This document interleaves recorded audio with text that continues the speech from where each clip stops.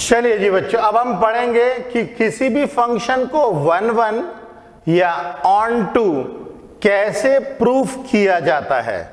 तो हम लोग यहां पे समझेंगे प्रूविंग 1 1, PROVING, प्रूविंग 1 1 फंक्शन, जिसका दूसरा नाम है इंजेक्टिव फंक्शन।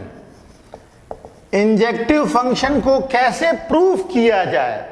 इंजेक्टिव फंक्शन की बेसिक डेफिनेशन हम लोगों को पता है, एक की इमेज एक होनी चाहिए, एक की इमेज एक होनी चाहिए। 1 1 फंक्शन ऐसे फंक्शन होते हैं जिसके अंदर में एक की इमेज एक ही होती है, एक एलिमेंट की इमेज एक ही होती है। ये भी चलेगा और ये भी चलेगा कि एक की इमेज एक ही होती है। ये इसको हम लोगों ने अपने देसी तरीके से ऐसा समझा है कि एक इंसान एक रिसेप्शन में जा सकते हैं और बहुत सारे लोग भी एक रिसेप्शन में जा सकते हैं। ये 1 1 फंक्शन है, मगर 1 1 फंक्शन को प्रूफ करने के लिए हमारे पास कुछ खासा टूल्स नहीं है। तो इसको प्रूफ करने के लिए हम लोग क्या करते हैं, मान लेते हैं let a function is not 1 1, मान लेते हैं कि फंक्शन 1 1 नहीं है, ऐसा हम लोग मान लेंगे। और ऐसा मानेंगे, सपोज करेंगे कि ऐसे दो एलिमेंट्स हैं x1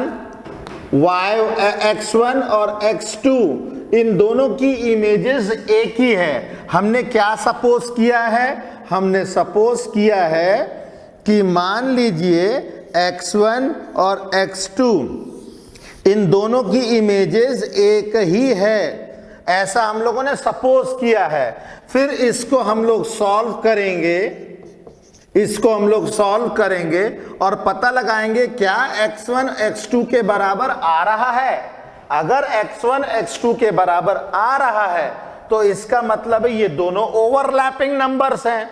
जो हम लोग कह रहे थे दोनों अलग अलग, पहले हमने बोला x1 और x2 दोनों की इमेजेस एक ही है, सॉल्व करके प्रूफ किया कि x1 x2 बराबर है। तो अगर x1 x2 बराबर है इसका मतलब वो ओवरलैप कर रही है एक दूसरे के ऊपर, मतलब अलग है ही नहीं दोनों वैल्यूज।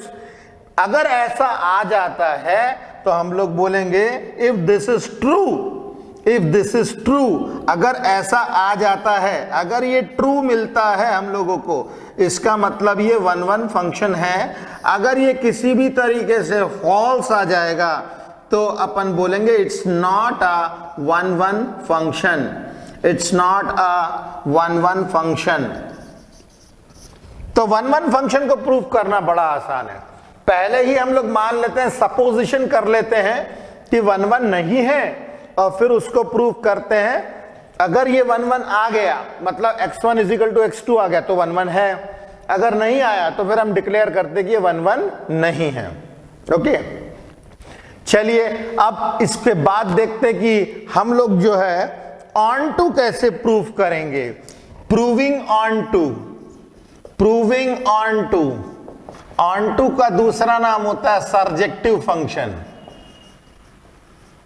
अगर हम लोगों को प्रूफ करना है किसी फंक्शन को ऑन टू, तो इसका मतलब यह है कि यहां पे राइट हैंड साइड वाले सेट में, सेट बी के अंदर में सारे एलिमेंट्स ऑक्यूपाइड होने चाहिए। सारे एलिमेंट्स जब ऑक्यूपाइड रहेंगे, अगर सारे एलिमेंट्स ऑक्यूपाइड रहेंगे तब हम इसको बोल सकते हैं कि ये ऑन टू फंक्शन है।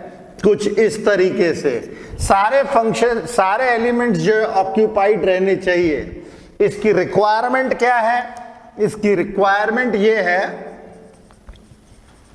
कि हम लोगों को चेक करना है कि यहां पे इस सेट में कोई एलिमेंट खाली तो नहीं रह गया है। अगर खाली रह गया है तो हम इसको बोलेंगे कि ये ऑन टू नहीं है, ये तो इनटू फंक्शन है। और अगर सारे के सारे ऑक्यूपाइड है तो हम बोलेंगे ये ऑन टू फंक्शन है। इसको दो तरीके से सॉल्व किया जा सकता है। पहला बाय काउंटर एग्जाम्पल। इसको सॉल्व करने के दो तरीके हैं, चेक करने के दो तरीके हैं। मेथड नंबर 1 जो होता है ये कहलाता है जनरल ऑब्जर्वेशन। जनरल ऑब्जर्वेशन ये आप अपने नॉलेज के हिसाब से ऑब्जर्व करते हो और जनरल ऑब्जर्वेशन के ऊपर बेस्ड एक काउंटर एग्जाम्पल दे देते हो, एक काउंटर एग्जाम्पल दे देते हो। अब काउंटर एग्जाम्पल दे करके हम लोग इसको प्रूव कर सकते हैं कि ये गलत है, ठीक है। दूसरा मेथड, एक और मेथड हो सकता है, दूसरा मेथड ये हो सकता है कि हम लोगों के पास जो फंक्शन होता है एफ ऑफ एक्स, इसको हम लोग लिखते हैं वाई।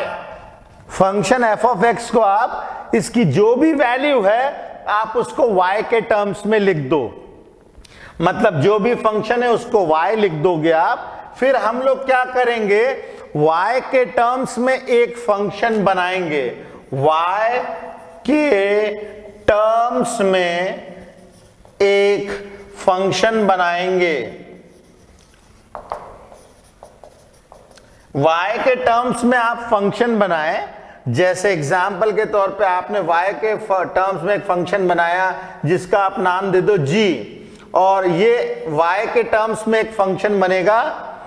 अब इस x की वैल्यू उठा करके हम डाल देंगे इस फंक्शन के अंदर, मतलब हम लोग क्या करेंगे, f ऑफ x लेंगे और x की जगह पे हम लोग g ऑफ y रख देंगे और चेक करेंगे, सॉल्व कर करके चेक करेंगे क्या ये y के बराबर आ रहा है। अगर आ रहा है तो इसका मतलब यह है कि हर एक यूनिक वैल्यू ऑफ y जो कि यहां पे आता है उसके करस्पॉन्डिंग उसकी एक प्री इमेज x जो कि सेट A में अवेलेबल है।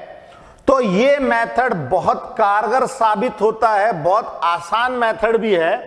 तो मेथड 2 काफी अच्छा मेथड माना जाएगा, जिसको हम लोग क्वेश्चन करते वक्त ज्यादा बेहतर तरीके में समझेंगे। जब हम लोग क्वेश्चंस करेंगे तो हम देखेंगे किस तरीके से फंक्शन को हम लोग y के टर्म्स में लिख सकते हैं। मैं एक छोटा सा एग्जाम्पल बताता हूं। मान लीजिए मेरे पास कोई फंक्शन है, इसका मैं एग्जाम्पल बता रहा हूं आप लोगों को, इसका एक एग्जाम्पल बताता हूं। यहां पे आप एग्जाम्पल देखिए, क्योंकि एग्जाम्पल देखने से काफी अपने को समझ में आएगा। मान लीजिए मेरे पास कोई फंक्शन है f of x is equal to x minus 2 upon x plus 3। मान लीजिए मेरे पास कोई फंक्शन है, मान लिया मैंने let f of x is equal to y। तो f ऑफ x क्या है, x minus 2 upon x plus 3 is equal to y। अब मैं क्या करता हूं, x प्लस 3y के साथ मल्टीप्लाई करता हूं, x minus 2 that is equal to xy plus 3y। अब मैं क्या करूंगा, x minus xy is equal to 3y plus 2, x common ले लिया, 1 minus y is equal to 3y plus 2। तो x मेरे पास कैसे आ गया, 3y plus 2 upon 1 minus y। अब आप देखिए मैंने क्या किया, यहां पे फंक्शन था x के टर्म्स में, यहां पे मैंने फंक्शन बना दिया y के टर्म्स में। अब इसको हम कोई दूसरा नाम दे देंगे, से g of y, and this will be equal to 3y plus 2 upon 1 minus y।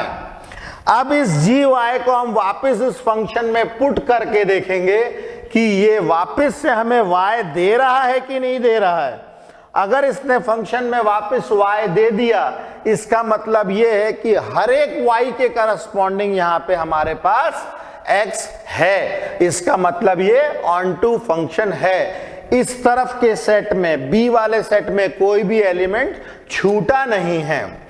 तो ये मेथड है। बाकी जब क्वेश्चंस आएंगे हम इसको और सॉल्व करेंगे, आप इसको अच्छे से लिखिए। ओके।